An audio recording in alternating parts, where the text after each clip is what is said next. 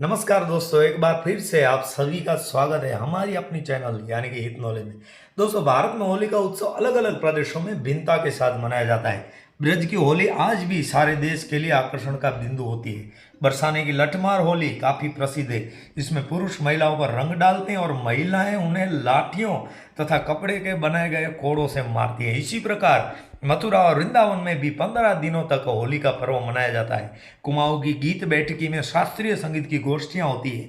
यह सब होली के कई दिनों पहले शुरू हो जाता है। हरियाणा की दुलंडी में भाभी देवर के सताए जाने की प्रथा है और बंगाल की डोल यात्रा चैतन्य महाप्रभु के जन्मदिन के रूप में मनाई जाती है। जलूस निकलते हैं और गाना बजाना भी साथ रहता है। इसके अतिरिक्त महाराष्ट्र की रंग पंचमी में सूखा गुलाल खेलने और गोवा के शिमगो में जलूस निकलने के बाद सांस्कृतिक कार्यक्रमों का आयोजन तथा पंजाब के होला मोहल्ला में सिखों द्वारा शक्ति प्रदर्शन की परंपरा है। तमिलनाडु की कमन पोड़ी गई मुख्य रूप से कामदेव की कथा पर आधारित वसंतोत्सव है, जबकि मणिपुर के याओसांग में योंगसांग उस ननी झोपड़ी का नाम है जो पूर्णिमा के दिन प्रत्येक नगर ग्राम में नदी अथवा सरोवर के तट पर बनाई जाती है। दक्षिण गुजरात के आदिवासियों के लिए होली सबसे बड़ा पर्व है।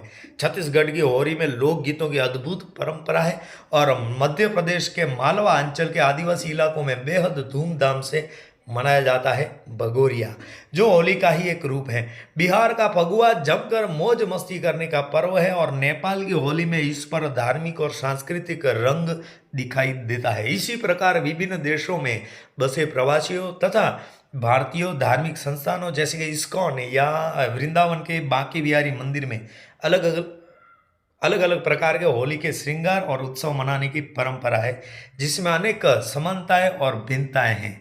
होली रंगों का तथा हंसी खुशी का त्यौहार है। यह भारत का एक प्रमुख और प्रसिद्ध त्यौहार है जो आज विश्व भर में मनाया जाने लगा है। रंगों का त्यौहार कहा जाने वाला यह पर्व पारंपरिक रूप से 2 दिन मनाया जाता है। यह प्रमुखता से भारत तथा नेपाल में मनाया जाता है। यह त्यौहार कई अन्य देशों में जिसमें अल्पसंख्यक हिंदू लोग रहते हैं वहाँ भी धूमधाम के साथ मनाया जाता है। पहले दिन को होलिका जलाई जाती है जिसे होलिका दहन भी कहते हैं। दूसरे दिन जिसे प्रमुखतः धुलेंडी व धुरूड़ी धुरखेल या धूलिवंदन इसके अन्य नाम हैं, लोग एक दूसरे पर रंग अबीर गुलाल इत्यादि फेंकते हैं। ढोल बजाकर होली के गीत गाए जाते हैं और घर घर जाकर लोगों को रंग लगाया जाता है। ऐसा माना जाता है कि होली के दिन लोग पुरानी कटुता को भूलकर गले मिलते हैं और दुश्मन फिर से दोस्त बन जाते हैं और एक दूसरे को रंगने और गाने बजाने का दौर दोपहर तक चलता है। इसके बाद स्नान करके विश्राम करने के बाद नए कपड़े पहनकर शाम को लोग एक दूसरे के घर मिलने जाते हैं, गले मिलते हैं, मिठाइयाँ खाते हैं, खिलाते हैं। राग रंग का यह लोकप्रिय पर्व वसंत का संदेशवाहक भी है। राग अर्थात संगीत और रंग तो इसके प्रमुख अंग है ही, पर इनको उत्कर्ष तक पहुंचाने वाली प्रकृति भी इस समय रंग बिरंगे यौवन के साथ अपनी चरम अवस्था पर होती है। फाल्गुन माह में मनाए जाने के कारण इसे फाल्गुनी भी कहते हैं। होली का त्यौहार वसंत पंचमी से ही आरंभ हो जाता है। उसी दिन पहली बार गुलाल उड़ाया जाता है। इस दिन से फाग और धमार का गाना प्रारंभ हो जाता है। खेतों में सरसों खिल उठती है। बाग बगीचों में फूलों की आकर्षक छटा छा जाती है। पेड़ पौधे पशु पक्षी और मनुष्य सब उल्लास से परिपूर्ण हो जाते हैं। खेतों में गेहूं की बलियां उठलाने लगती है। बच्चे बूढ़े सभी व्यक्ति सब कुछ संकोच और रूढ़ियां भूलकर तोड़कर छोड़कर ढोलक झांझ मजीरों की धुन के साथ नृत्य संगीत और रंगों में डूब जाते हैं। चारों तरफ रंगों की फुहार फूट पड़ती है। गुजिया होली का प्रमुख पकवान है जो कि मावा खोया और मैदा से बनती है, मेवाओं से युक्त होती है। इसी दिन कांजी के बड़े खाने और खिलाने का भी रिवाज है। नए कपड़े पहनकर होली की शाम को लोग एक दूसरे के घर मिलने जाते हैं और जहां उनका स्वागत गुजिया और नमकीन ठंडाई से किया जाता है। और होली के दिन आम्र मंजरी तथा चंदन को मिलाकर खाने का बड़ा महात्मा है। होली भारत का अत्यंत प्राचीन पर्व है जो होलिका या होला का नाम से मनाया जाता है। वसंत की ऋतु में हर्षोल्लास के साथ मनाए जाने के कारण इसे वसंतोत्सव और काम महोत्सव भी कहा गया है। इतिहासकारों का मानना है कि आर्यों में भी इस पर्व का प्रचलन था, लेकिन अधिकतर यह पूर्वी भारत में ही मनाया जाता है। इस पर्व का वर्णन अनेक पुरातन धार्मिक पुस्तकों में मिलता है। इनके प्रमुख है जैमिनी के पूर्व मीमांसा सूत्र और कथा गाय सूत्र। नारद पुराण और भविष्य पुराण जैसे पुराणों के प्राचीन हस्तलिपियों और ग्रंथों में भी इस पर्व का उल्लेख मिलता है। विंध्य क्षेत्र के रामगढ़ स्थान पर स्थित ईसा से 300 वर्ष पुराने एक अभिलेख में भी इसका उल्लेख किया गया है। संस्कृत साहित्य में वसंत ऋतु और वसंतोत्सव अनेक कवियों के प्रिय विषय रहे हैं। सुप्रसिद्ध मुस्लिम पर्यटक अलबरूनी ने भी अपने ऐतिहासिक यात्रा संस्मरण में होलिका उत्सव का वर्णन किया है। भारत के अनेक मुस्लिम कवियों ने अपनी रचनाओं में इस बात का उल्लेख किया है कि होलिका उत्सव केवल हिंदू ही नहीं, मुसलमान भी मनाते हैं। सबसे प्रामाणिक इतिहास की तस्वीरें हैं मुगल काल की, और इस काल में होली के किस्से उत्सुकता जगाने वाले हैं। अकबर का जोधाबाई के साथ तथा जहांगीर का नूरजहां के साथ होली खेलने का वर्णन मिलता है। अलवर संग्रहालय के एक चित्र में जहांगीर को होली खेलते हुए दिखाया गया है। शाहजहां के समय तक होली खेलने का मुगली अंदाज ही बदल गया था। इतिहास में वर्णन है कि शाहजहां के जमाने में होली को ईद ए गुलाबी या आब ए पाशी, रंगों की बौछार कहा जाता था। अंतिम मुगल बादशाह बहादुर शाह जफर के बारे में प्रसिद्ध है कि होली पर उनके मंत्री उन्हें रंग लगाने जाया करते थे, और मध्ययुगीन हिंदी साहित्य में दर्शित कृष्ण की लीलाओं में भी होली का विस्तृत वर्णन मिलता है। इसके अतिरिक्त प्राचीन चित्रों, भित्ति चित्रों और मंदिरों की दीवारों पर इस उत्सव के चित्र मिलते हैं। विजयनगर की राजधानी हम्पी के 16वीं शताब्दी के एक चित्रफलक पर होली का आनंददायक चित्र उकेरा गया है। इस चित्र में राजकुमार और राजकुमारियों को दासी सहित रंग और पिचकारी के साथ राज दंपति को होली रंग में रंगते हुए दिखाया गया है। 16वीं शताब्दी के अहमदनगर के एक चित्र आकृति का विषय वसंत रागिनी ही है। इस चित्र में राज परिवार के दंपति को बगीचे में झूला झूलते हुए दिखाया गया है। साथ में उनकी सेविकाएं नृत्य, संगीत और रंग खेलने में व्यस्त हैं, और वे एक दूसरे पर पिचकारियों से रंग डाल रहे हैं। मध्यकालीन भारतीय मंदिरों के भित्ति चित्रों और आकृतियों में होली के सजीव चित्र देखे जा सकते हैं। उदाहरण के लिए इसमें 17वीं शताब्दी के मेवाड़ की एक कलाकृति में महाराणा को अपने दरबारियों के साथ चित्रित किया गया है। शासक को कुछ लोगों को उपहार दे रहे हैं, नृत्यांगना नृत्य कर रही है, और इस सब के मध्य रंग का एक कुंड रखा गया है।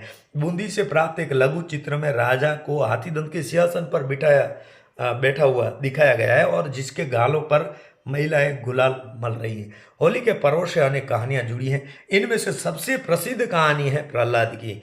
माना जाता है कि प्राचीन काल में हिरण्यकशिपु नामक का एक अत्यंत बलशाली असुर था। अपने बल के अहंकार में वह स्वयं को ईश्वर मानने लगा था, और उसने अपने राज्य में ईश्वर का नाम लेने पर ही पाबंदी लगा दी थी। हिरण्यकशिपु का पुत्र प्रहलाद ईश्वर का भक्त था। प्रहलाद की ईश्वर भक्ति से क्रुद्ध होकर हिरण्यकशिपु ने उसे अनेक कठोर दंड दिए, परंतु इसने ईश्वर की भक्ति का मार्ग न छोड़ा। हिरण्यकशिपु की बहन होलिका को वरदान प्राप्त था कि वह आग में भस्म नहीं हो सकती, लेकिन हिरण्यकशिपु ने आदेश दिया कि होलिका प्रहलाद की गोद में लेकर आग में बैठे। आग में बैठने पर होलिका जल गई, पर प्रहलाद बच गया। ईश्वर भक्त प्रहलाद की याद में इस दिन होली जलाई जाती है। प्रतीक रूप से यह भी माना जाता है कि प्रहलाद का अर्थ आनंद होता है। वैर और उत्पीड़न का प्रतीक है होलिका, जलाने की लकड़ी जलती है, और प्रेम तथा उल्लास का प्रतीक प्रहलाद आनंद जो है अक्षुण्ण रहता है। होलिका दहन की मुख्य कथा, होली से संबंधित मुख्य कथा के अनुसार हिरण्यकश्यप का जो दानव था उसके बारे में हमने जाना। आगे तो होली के पर्व की तरह इसकी परंपराएं अति प्राचीन है। इसका स्वरूप, उद्देश्य समय के साथ बदलता रहा है, और प्राचीन काल में यह विवाहित महिलाओं द्वारा परिवार की सुख समृद्धि के लिए मनाया जाता था, और पूर्ण चंद्र की पूजा करने की परंपरा थी। वैदिक काल में इस पर्व को नवात्रेष्टि यज्ञ कहा जाता था। उस समय खेत के अधपके अन्न को यज्ञ में दान करके प्रसाद लेने का विधान समाज में व्याप्त था। अन्न को होला कहते हैं, इससे इसका नाम होलिकोत्सव पड़ा। भारतीय ज्योतिष के अनुसार चैत्र शुद्धि प्रतिपदा के दिन से नववर्ष का भी आरंभ माना जाता है। उस उत्सव के बाद ही चैत्र महीने का आरंभ होता है। अतः यह पर्व नव संवत का आरंभ तथा वसंत आगमन का प्रतीक भी है। इसी दिन प्रथम पुरुष मनु का जन्म हुआ था, इस कारण इसे मनवादी तिथि भी कहते हैं। एक अन्य कथा के अनुसार त्रेता युग की शुरुआत में भगवान विष्णु जी ने धूलि का वंदन किया था, इसलिए होली के इस त्योहार को धुलेंडी के नाम से भी मनाया जाता है। धुलेंडी होली के अगले दिन मनाया जाता है, और जिसमें लोग एक दूसरे पर धूल और कीचड़ लगाते हैं। और इसे धूल स्नान भी कहा जाता है। होली का पहला काम झंडा या डंडा गाड़ना होता है और इसे किसी सार्वजनिक स्थल या घर के अहाते में गाड़ा जाता है। इसके पास ही होलिका की अग्नि इकट्ठी की जाती है। होली से काफ़ी दिन पहले से ही यह सब तैयारियां शुरू हो जाती है। पर्व का पहला दिन होलिका दहन का दिन कहलाता है और इसके चारों ओर चौराहों पर वह जहाँ कहीं अग्नि के लिए लकड़ी एकत्र की गई हो वहाँ होली जलाई जाती है। इसमें लकड़ियाँ और उपले, खास करके उपले बहुत यूज़ होते हैं, प्रमुख रूप से होते हैं। कई स्थलों पर होलिका में भरबोलिए जलाने की परंपरा है। भरबोलिए गाय के गोबर से बने हुए उपले होते हैं जिनके बीच में छेद होता है। इस छेद में मूंज की रस्सी डालकर माला बनाई जाती है और एक माला में 7 भरबोलिए होते हैं। होली में आग लगाने से पहले इस माला को भाइयों के सिर के ऊपर से 7 बार घुमाकर फेंक दिया जाता है। रात को होलिका दहन के समय यह माला होलिका के साथ जला दी जाती है। इसका यह आशय है कि होली के साथ भाइयों पर लगी बुरी नज़र भी जल जाए। लकड़ियों और उपलों से बनी हुई इस होलिका दहन पर से ही विधिवत पूजन आरंभ हो जाता है। घरों में बने पकवानों का यहाँ भोग लगाया जाता है। दिन ढलने पर ज्योतिषियों द्वारा निकले मुहूर्त पर होलिका दहन किया जाता है। इस आग में नई फसल की गेहूं की बालियां और चने को होले को भी भुना जाता है। होलिका का दहन समाज की समस्त बुराइयों के अंत का प्रतीक है। यह बुराइयों पर अच्छाइयों की विजय का सूचक है।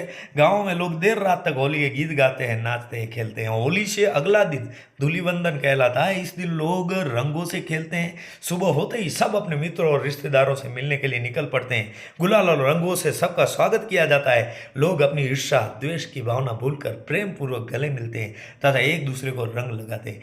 इस दिन जगह जगह टोलियां रंग बिरंगे कपड़े पहने नाचती गाती दिखाई पड़ती हैं। बच्चे पिचकारियों से रंग छोड़कर अपना मनोरंजन करते हैं। सारा समाज होली के रंग में रंग कर एक सा बन जाता है। रंग खेलने के बाद देर दोपहर तक लोग नहाते हैं और शाम को नए वस्त्र पहनकर सब मिलने आते हैं, प्रीति भोजन लेते हैं, गाने बजाने का कार्यक्रम होता है। होली के दिन घरों में खीर, पूरी, पूड़े आदि विभिन्न व्यंजन पकाए जाते हैं। इस अवसर पर अनेक मिठाइयाँ बनाई जाती हैं। गुजियों का स्थान अत्यंत महत्वपूर्ण है। बेसन से सेव, दही बड़े भी सामान्य रूप से उत्तर प्रदेश में रहने वाले हर परिवार में बनाए और खिलाए जाते हैं। कांजी, भांग और ठंडाई और विशेष पेय होते हैं, पर ये कुछ ही लोगों को भाते हैं। इस अवसर पर उत्तरी भारत के प्राय सभी राज्यों के सरकारी कार्यालयों में अवकाश रहता है, पर दक्षिण भारत में उतना लोकप्रिय न होने की वजह से इस दिन सरकारी संस्थानों में अवकाश नहीं रहता।